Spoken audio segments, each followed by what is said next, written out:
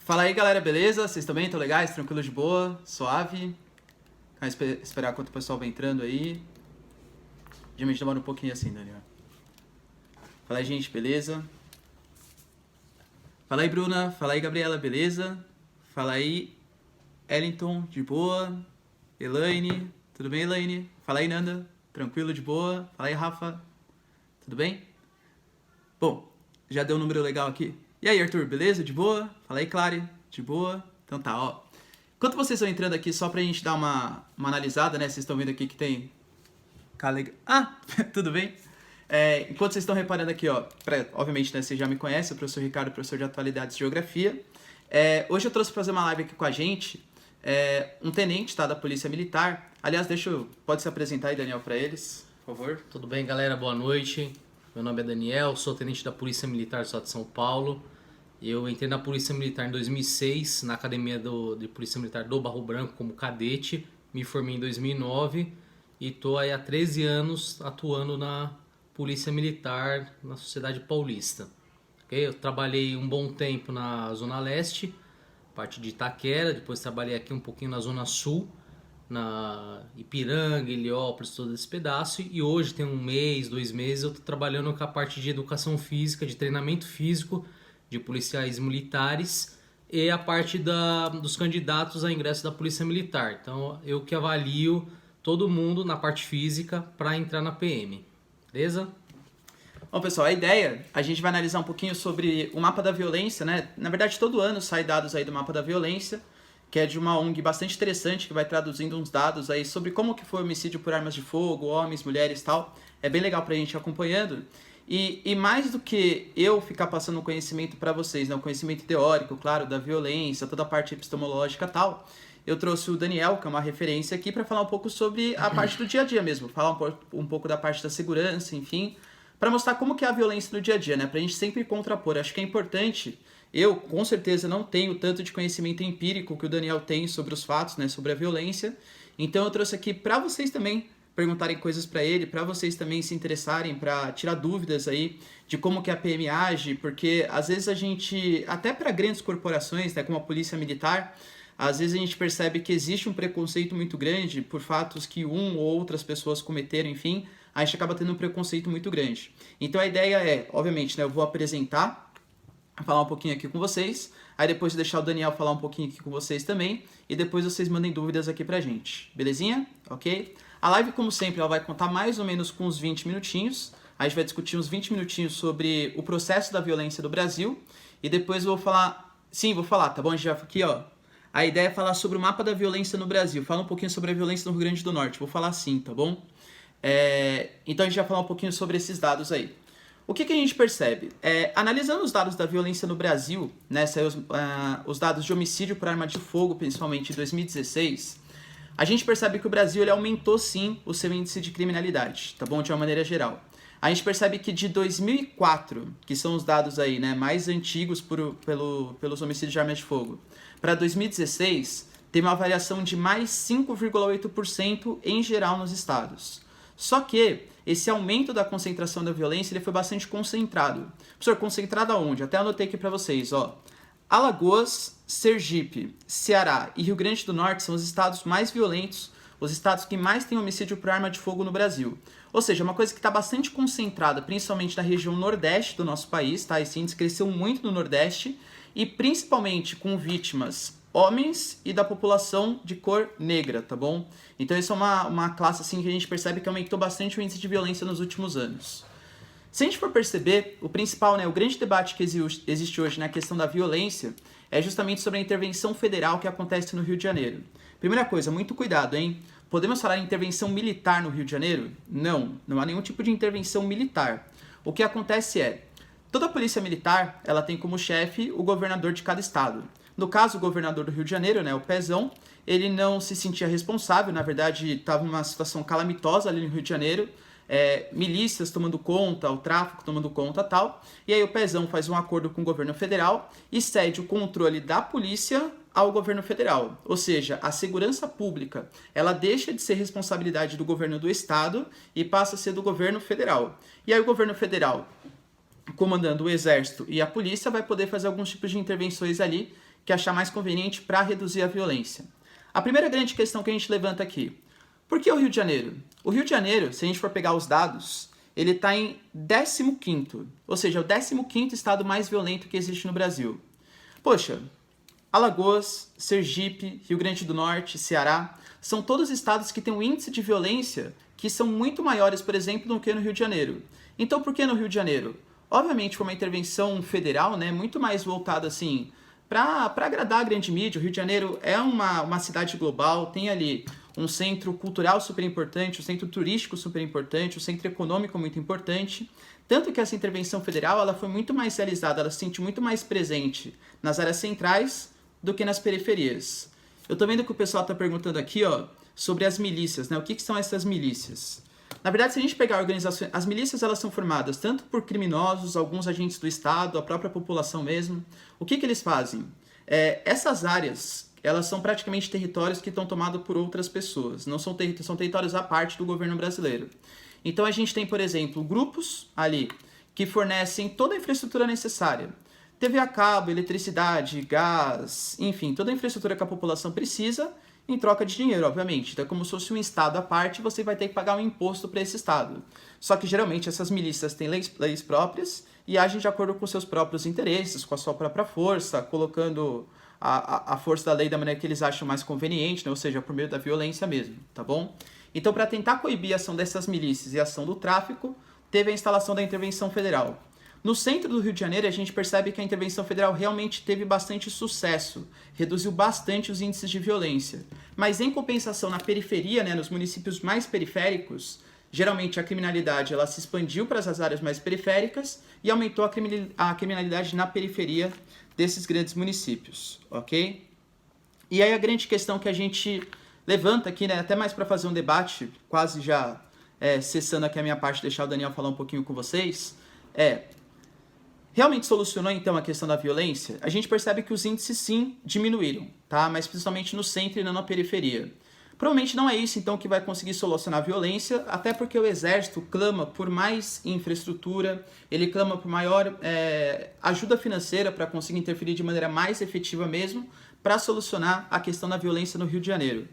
Então, qual que seria a grande questão para a gente conseguir realmente resolver, né? O que os estados que conseguiram realmente reduzir a violência fizeram para reduzir essa violência? E aí eu queria que o Daniel até falasse um pouquinho com a gente, porque ele participa bastante, né, da Polícia do Estado de São Paulo, que você tentasse caracterizar assim um pouco para a gente. O que você acha da violência no Estado de São Paulo? Porque São Paulo foi um dos estados que mais reduziu o índice de violência. E como que você acha que a PM participa para reduzir esses índices de violência? E aí vou até já soltar logo a bomba, que eu sei que vários de vocês estão pensando, né? A gente geralmente fala que a PM, ela age de uma maneira assim um pouco mais violenta em determinados casos, com alguns grupos sociais do que em outros tal. E eu queria que você passasse uma informação de quem realmente está dentro da PM, né, sobre esses fatos. Então, primeiro falar o porquê que você acha que realmente reduziu a violência no estado de São Paulo e como que a PM age para reduzir essa violência. Tá, vamos lá, pessoal. Quando a gente um adendo, quando a gente fala de Rio de Janeiro, na parte de segurança pública, ele é como se fosse um país à parte, tá? Rio de Janeiro, São Paulo, Bahia, Paraná, eles são totalmente diferentes um do outro. Agora, Rio de Janeiro, até falei errado, perdão. Rio de Janeiro a gente imagina que é um país à parte, muito pela geografia dele, tá? Então aqui em São Paulo, se você for fazer uma analogia, seria praticamente o Guarujá nosso, que tem muito morro e tal, e assemelha um pouco. Porém, Rio de Janeiro é algo totalmente apartado, tanto é que foi o primeiro estado aí que teve essa intervenção federal. Aqui em São Paulo, os índices nossos reduziram, da parte de violência, reduziram. Isso realmente é inegável, o número não mente, tá? Existem diversos fatores para falar dessa redução. Mas aqui eu não posso falar, vou ser muito leviano e falar em algo concreto e dar uma assertiva, tá? A polícia, o investimento na polícia aqui de São Paulo, por ser o estado mais rico da União, é lógico que o investimento é maior. Então, temos viaturas, armamento nós temos muito, mas qual que é o grande problema ainda? A nossa situação do judiciário. A gente cansa de prender e o judiciário soltar. Então a gente prende, leva para delegacia, o delegado não tem o que fazer, solta. Ou prende, vai para as audiências e lá solta. Isso é um grande problema. Aqui em São Paulo, voltando aí pela redução, a gente pode falar que até a parte econômica do Estado seja um grande fator para ter essa redução. Índice de desemprego, tudo isso daí é uma causa que vai acabar afetando nesses índices. Mas algo concreto, não podemos falar algo concreto. O cara que falar isso daí, ele não sabe o que está falando. Tá? Essa é a grande verdade. Quanto a sua outra pergunta, qual que era? Em relação a como que a PM ela age para prevenir, para fazer a segurança mesmo em São Paulo. Tá. A PM, nós trabalhamos junto com a Polícia Militar, Polícia Civil, Guarda Civil Metropolitana. Nós trabalhamos muito em conjunto aqui em São Paulo. Então isso facilita demais a nossa atuação. O investimento em inteligência é crucial. Então o pessoal fala assim, não, vamos comprar mais armamento, vai resolver? Não vai resolver. É inteligência, senhores.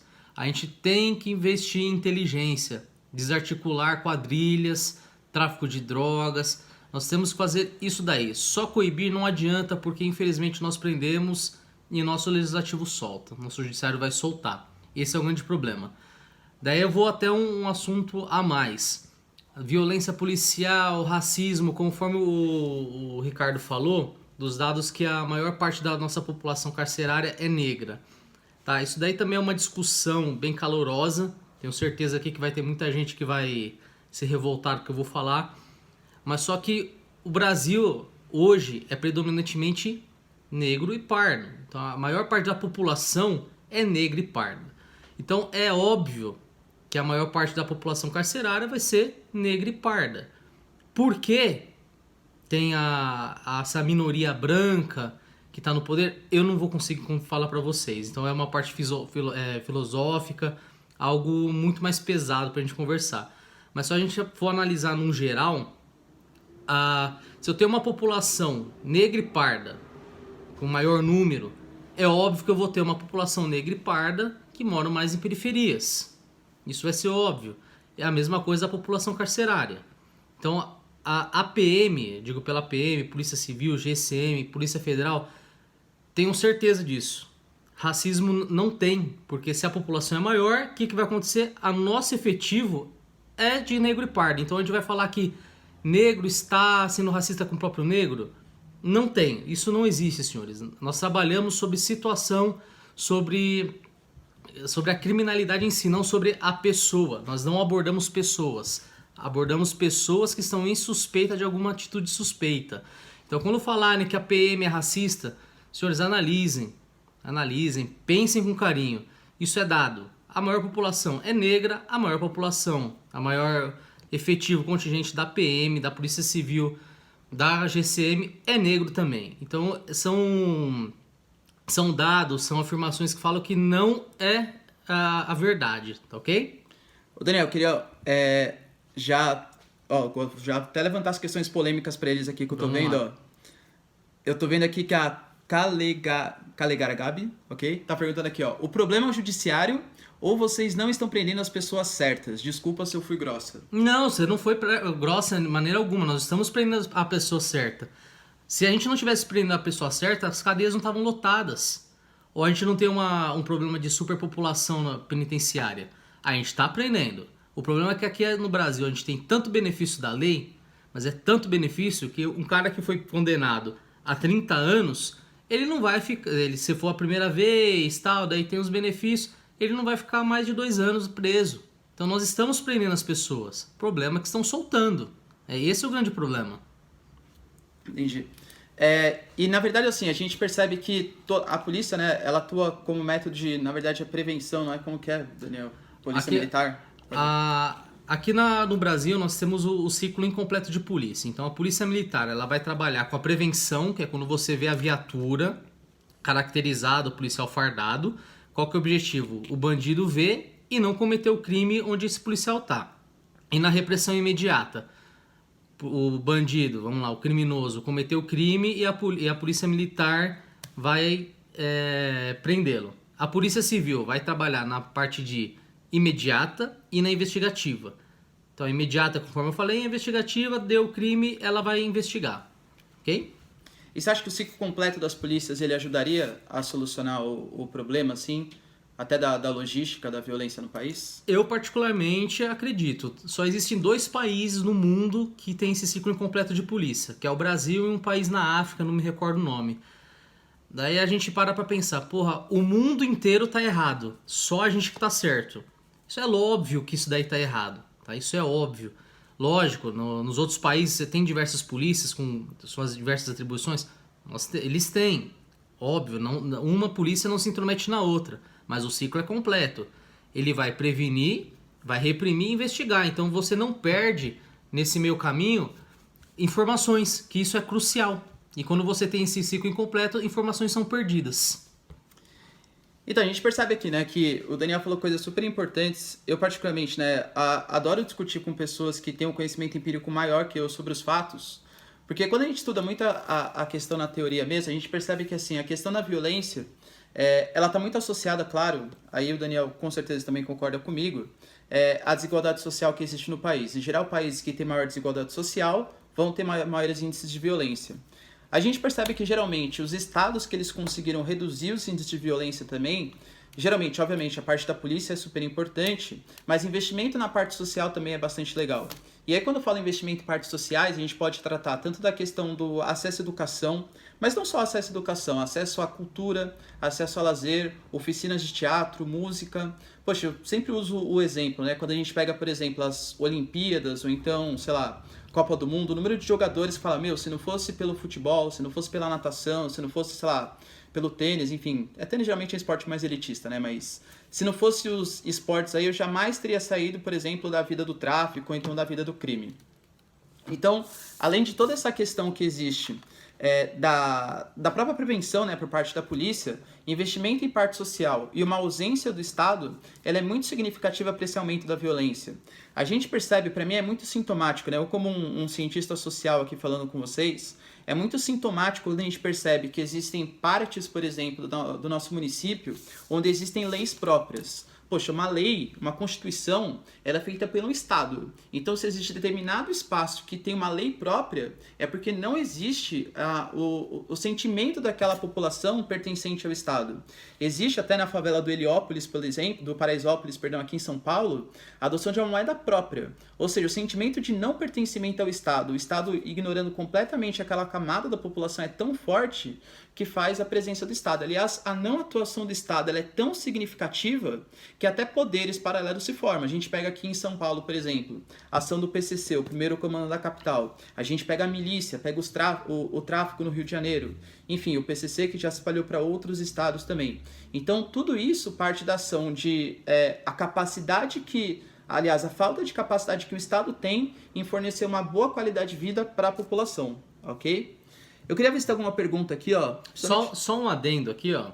Teve um noticiário, não me recordo agora se foi na UOL, na Folha, falando que um dos motivos para ter descido a reduzida a taxa de homicídios aqui em São Paulo foi porque o PCC tomou conta. Isso é mentira, tá? Isso é mentira. Então não escutem isso daí. Eles não tomaram conta, tá? Não é assim que funciona. Tá? Não tomaram conta. O Estado aqui que manda ainda. É a polícia que manda aqui. Tá? E essa parte de... começaram a matar menos por causa de controle de biqueira, de tráfico de droga, também não acontece. Porque eles continuam matando do mesmo jeito por causa de rixa própria deles, tá? Ô Daniel, tem uma aluna aqui que ela ficou com dúvida no que seria o ciclo completo de polícia, ó. O que seria o ciclo completo da polícia, da investigação, né? Vamos lá, o ciclo completo, tinha comentado aí, o ciclo completo, a polícia, ela faz a prevenção, que é a parte do policial fardado, você tá vendo o policial ali, e ele por si só tá reprimindo o crime, o bandido não vai cometer seus atos ali com a presença. Você vai ter a repressão imediata, o bandido tá cometendo crime e a polícia prende ele em flagrante. E a parte investigativa, ocorreu o crime e a polícia vai fazer a investigação. Então isso seria o ciclo completo de polícia, que uma polícia só faria. Aqui no Brasil não existe isso daí. Que a gente vai ter mais na Polícia Federal, que vai ter alguma coisa parecida. Aqui é incompleto. Então a PM faz a prevenção e a repressão imediata, Polícia Civil vai fazer a repressão imediata e a investigação. Bom, aqui já indo para uma pergunta polêmica, aí eu vou dar minha opinião e o Daniel vai dar dele, claro. E tendo claro, né, que a noção de opinião, e cada um tem a sua, obviamente. Teve uma aluna que está perguntando, né, que a gente sabe que existem candidatos aí que estão se declarando a favor do porte de armas para a população civil e perguntando a opinião tanto de um professor de Geografia e Atualidades como de um policial. Primeiro eu vou dar minha opinião, Daniel, depois você fala a sua. Sempre gosto de trabalhar com dados empíricos, né, dados de como realmente funcionar, então a questão do porte ou não de armas. O Brasil, ele tinha uma facilidade muito maior no porte, só antes, né, para a gente diferenciar. Quando eu falo para vocês do posse de armas, é o cara que ele pode ter a arma em casa ou em algum estabelecimento comercial. E isso já é legalizado no Brasil desde que você faça uma série de exames, que você tenha o exame psicológico, tal, etc. Que demora de 3 a 4 anos para você conseguir, tá? Vamos deixar bem claro. Não é uma coisa simples. Que mudou né? muito, tá?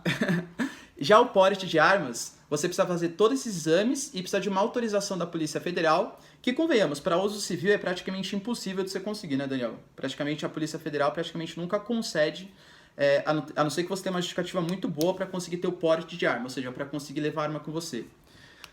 Essa lei ela mudou bastante pós-2003, com o chamado Estatuto do Desarmamento, tá? O Estatuto do Desarmamento, ele dificultou muito mais a posse de armas, que é você ter arma em casa, e ele dificultou bastante, aliás, tornou praticamente impossível para uso civil o porte de armas, ou seja, carregar as armas. O que a gente percebe? Que pelo menos o número de homicídios com armas, ele não é que ele reduziu, mas ele aumentou numa intensidade menor. Então, até posso colocar para vocês depois um gráficozinho do próprio mapa da violência, aliás, né, para quem se interessar aí o assunto da live, a gente está se baseando no mapa da violência, que é um dado estatístico oficial do governo brasileiro, tá? Só colocar no Google lá, mapa da violência, vocês vão ver como que está a violência em todos os estados do Brasil, acho que é bem interessante. E eles mostram exatamente como que vai variando a taxa de homicídios no Brasil antes de 2003, que era uma ascensão bem grande, e pós-2003, que passa a ascender, aumenta a violência, mas aumenta num ritmo menos acelerado. Então, eu particularmente, Ricardo aqui falando para vocês, eu sou contra o porte de armas. Eu acho que da maneira como está pós-Estatuto do Desarmamento, eu acho que reduziu realmente os índices de violência e particularmente a gente percebe que existem vários países desenvolvidos que também têm o porte de armas muito dificultado, né, praticamente ilegal, como é a situação brasileira, e isso não faz aumentar o índice de criminalidade. Na minha opinião, o índice de criminalidade tem muito mais a ver com outras coisas, com outros fatores, do que com porte ou não de arma. Você, Daniel, na visão de um policial aí? Olha, eu particularmente, o Ricardo é legal que a gente consegue conversar sem discutir, né? Eu concordo e discordo com ele ao mesmo tempo. Então, a grande verdade é que nós não temos nada concreto falando assim, ó, quando acabou o porte de arma, o Estatuto do Desarmamento reduziu a violência. Não existe esse dado concreto, tá? Então, eu li apenas um estudo com o Instituto Sou da Paz, inclusive eu conheço o presidente de lá, ele me mandou apenas um estudo falando que reduziu, tá? Foi o único estudo que eu li concretamente, eu não li mais nada. Então você fala assim, vamos retomar com o porte de arma de fogo. Vai reduzir a violência? Não sei. A arma de fogo é um negócio bem complicado de a gente conversar, por quê? Porque isso daí vai gerar uma série de mudança cultural, tá? Para mudar a cultura é complicado. Estados Unidos é um país, por exemplo, que a arma lá e todo mundo acha que tem o direito de ter. Então, eles estão preparados para ter a arma. Qual que é o grande problema da arma de fogo nos Estados Unidos? Quando você pega a molecada aí que tem problema psicológico, sofre bullying e faz os homicídios lá, os genocídios que acontecem por lá. Aqui no Brasil a gente não sabe o que vai acontecer. Esse que é o problema. Vamos falar assim, uma vez eu fui assaltado. Eu, Daniel, fui assaltado. Ele teve êxito? Não teve, porque eu estava armado. Tá?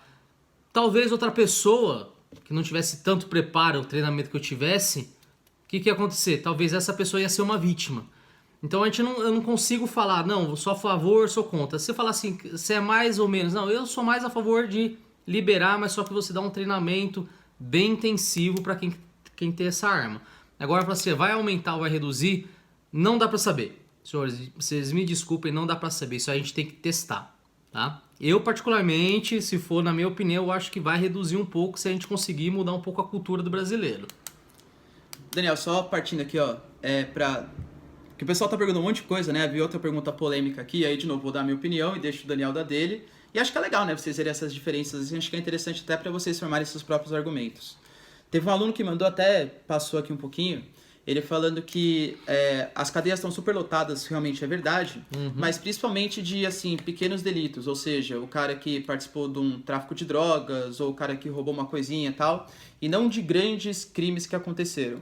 E aí ele pegou especificamente na questão do tráfico de drogas. Aí ele fala assim, vocês acham que se descriminalizasse o uso da maconha, por exemplo, isso não reduziria, isso aumentaria a arrecadação de impostos por parte do governo e não reduziria a superlotação dos presídios? Até porque a gente sabe, né, que o presídio ele é mantido pelo Estado e quanto mais pessoas presas, mais custo é para o Estado, com toda certeza. Então isso é um gasto, né? Teoricamente seria um investimento para uma ressocialização daquela pessoa. Mas da maneira como são os nossos presídios, é quase como se fosse um gasto para a nossa sociedade, infelizmente. E aí, dando a minha opinião, sim, eu particularmente, eu acho que existem várias coisas que fazem mal para as pessoas. A gente pega, por exemplo, eu vou dar um exemplo absurdo só para vocês, para efeito de comparação, tá? A gente pega, por exemplo, existem várias pessoas no Brasil que morrem de infarto, por exemplo.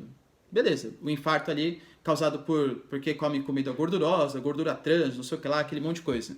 E é uma coisa que causa muitas mortes no Brasil. Ou seja, comer fritura é uma coisa que faz mal, uma coisa que causa mortes. Isso quer dizer, então, que a gente tem que proibir a venda de frituras no Brasil. Ou então as pessoas que morrem de diabetes. Existem muitas pessoas que morrem, talvez não de diabetes, mas consequência da diabetes. Então tem que ser proibido a venda de balas, chicletes e Coca-Cola aqui no Brasil, porque diabetes mata no Brasil. Quando a gente pega, por exemplo, o uso de... não de drogas mais pesadas, né, como cocaína, crack, que isso aí realmente, na minha opinião, tem que ser criminalizado. Mas quando a gente pega, por exemplo, algumas drogas mais leves, como por exemplo a maconha, na minha opinião, você criminalizar a maconha, você só contribui para o aumento do tráfico de drogas, para dificultar o acesso, e quem acaba realmente querendo ter acesso à maconha vai ter, independente se ela é criminalizada ou não. Eu acho que você descriminalizar a maconha, você vai ajudar a ter uma maconha teoricamente de melhor qualidade, né, que faça menos mal, não que não faça mal, faz mal, tá? Mas que faça menos mal para a população.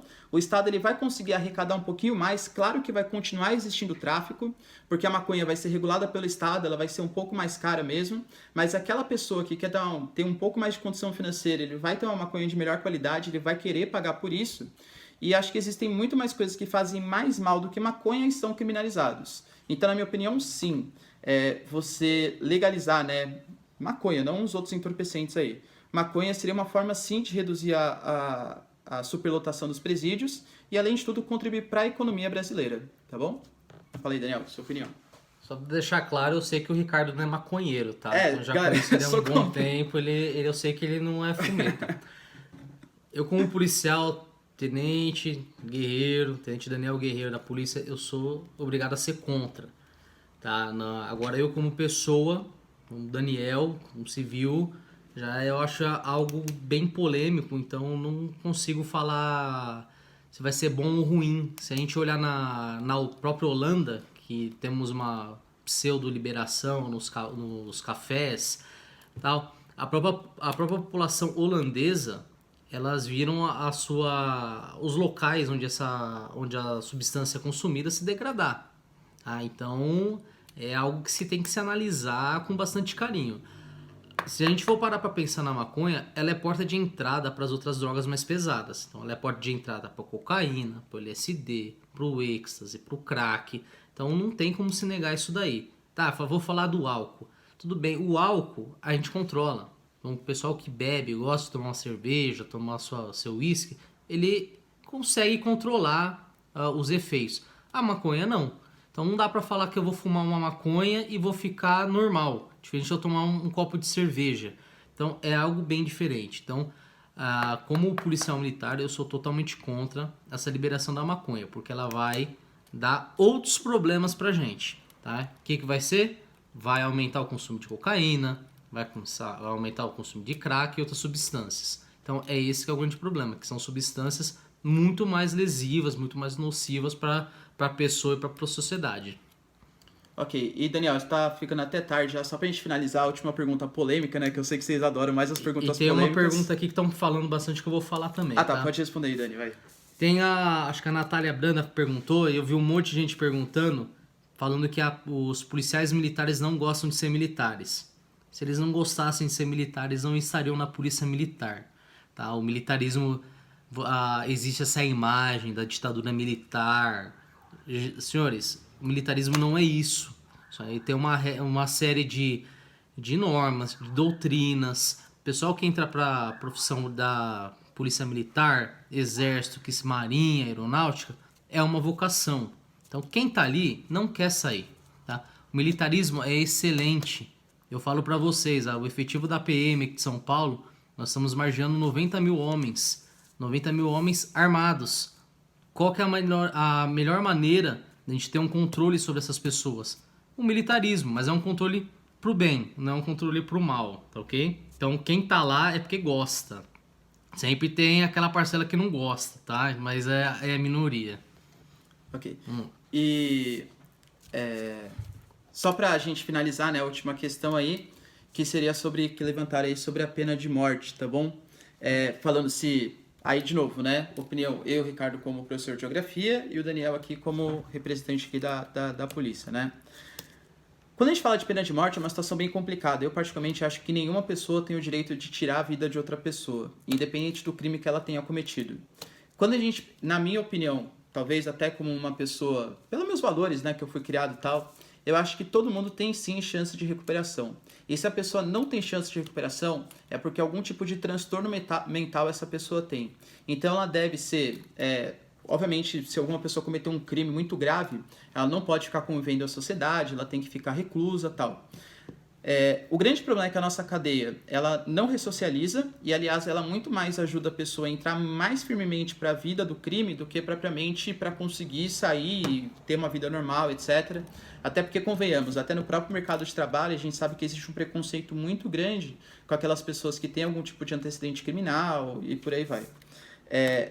Então, a grande questão se a gente adotar uma política de pena de morte, primeiro, a gente corre o risco de estar sendo injusto com alguém, tá? Nem todos os julgamentos eles são realmente justos.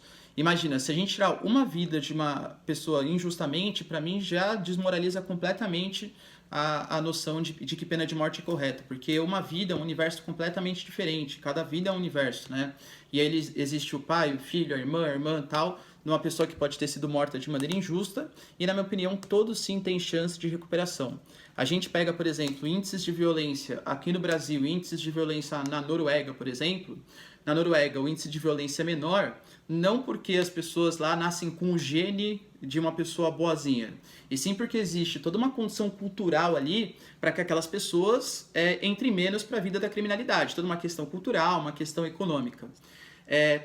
Mesmo na Noruega, as pessoas que cometem crime, por exemplo, se elas cometem esse tipo de crime e não conseguem se ressociabilizar, não conseguem voltar para a sociedade, elas têm que ficar internadas como um transtorno mental. Mas tirar a vida de uma pessoa, eu acho que se você tira a vida de uma pessoa, você está talvez cometendo o mesmo crime, né? O mesmo, enfim, não pecado, que é uma palavra muito religiosa, né? Mas o mesmo erro da pessoa que, sei lá, matou uma outra, por exemplo, tá? Então eu praticamente sou contra a pena de morte, até porque empiricamente a gente vê que não reduz tanto a taxa de criminalidade. A pessoa gosta de bastante assunto polêmico, né? Sempre. É complicado, né? Bom, assim, eu acredito que no Brasil hoje a gente não consiga ter pena de morte, tá? O nosso sistema judiciário ainda está muito deficiente, tá? É algo complicado. É lógico que tem um candidato que falou assim, porra, eu nunca vi bandido, um assassino que matou, estuprou, voltar depois de morto fazer a mesma coisa. Realmente, isso daí não tem que se discutir. Porém, no nosso atual sistema, como que a gente vai matar uma pessoa, vamos dizer, pelo Estado, né? Se a gente sabe que tem um monte de injustiça, aí processos que... Eu não tô falando da polícia, tá? Então vamos só dar uma vírgula aí. Mas a gente sabe que tem um monte de gente aí que é condenada e não deveria ter uma pena que tá muito acima do que ela fez. Isso é inegável que acontece. Tá? Talvez eu sou favorável em certos pontos à pena de morte, tá? Em certos pontos eu sou favorável, porém é algo que ainda aqui no Brasil é complicado da gente dar uma proposta dessa, tá? Porque a gente precisa melhorar muito o nosso judiciário, nosso legislativo e a nossa própria polícia. Tem que ser tudo alterado, o sistema tem que alterar inteiro, o investimento tem que ser muito mais pesado, muito mais eficiente para a gente começar a conversar sobre isso daí. Tá? Minha opinião, sou favorável? Em certos pontos sim, outros não. E só, acho que tá na hora da gente finalizar, já, Daniel, só pra gente finalizar, dar minhas considerações finais, depois o Daniel fala um pouquinho aí se ele quiser.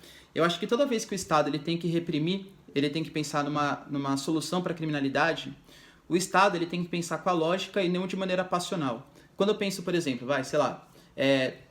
nem vou dar um exemplo hipotético, nem tenho, tá? Vamos dizer que tem uma irmã. Aí essa irmã, pelo amor de Deus, é estuprada, por exemplo. Se eu conhecer o cara que estuprou a minha irmã, por exemplo, o que eu vou querer fazer com ele? Pô, vou querer bater nele, capaz de até querer matar o cara. Beleza. Mas aí a gente tá falando de algo passional. O Estado não é passional. Exatamente. É diferente. Por isso que... E aí eu acho, né? O Estado... eu vou querer matar ele, mas por quê? Porque eu tô completamente envolvido na situação. Agora, pensando como Estado, eu acho que o Estado ele não tem que agir de maneira passional e sim de maneira racional. Ou seja, será que se eu, por exemplo, matar essa pessoa que estuprou a irmã do Ricardo, será que isso vai reduzir o índice de criminalidade? Será que isso vai fazer com que novos estupros não aconteçam realmente? Será que isso vai servir de exemplo para que outros estupradores não estuprem e tal? E realmente, pelos dados que a gente percebe aí de novo, né? Seria até interessante se eu tivesse trazido os dados aqui para vocês, mas eu particularmente gosto muito, né, de pesquisar sobre isso. A gente percebe que estados dos Estados Unidos, por exemplo, que instalaram pena de morte, eles tiveram uma redução muito grande inicialmente dos índices de violência, mas depois voltou a como era anteriormente. Ou seja, tem aquele susto, né, com o índice de pena de morte e depois volta anteriormente. Porque na minha concepção, a pessoa que pratica um homicídio, ela tem valores completamente invertidos do que é o valor da vida de uma pessoa. Então não trata de colocar medo naquela pessoa, que se ela matar, ela pode morrer. E sim criar novos valores para que ela ache que tirar a vida de uma pessoa, seja para roubar um bem material, seja por qualquer coisa, é uma coisa que atenta contra a própria humanidade. Então acho que é muito mais uma questão de valores do que propriamente colocar medo em alguém. Ok? Essas aqui foram minhas considerações finais. Se tiver falar alguma coisa aí, Daniel. Consideração final contra estuprador, mano. Não quer matar, não mata, mas se a gente capar ele acho que já ia resolver, né? Aquela castraçãozinha lá, acho que ia resolver bastante e deixar ele preso um pouquinho, né?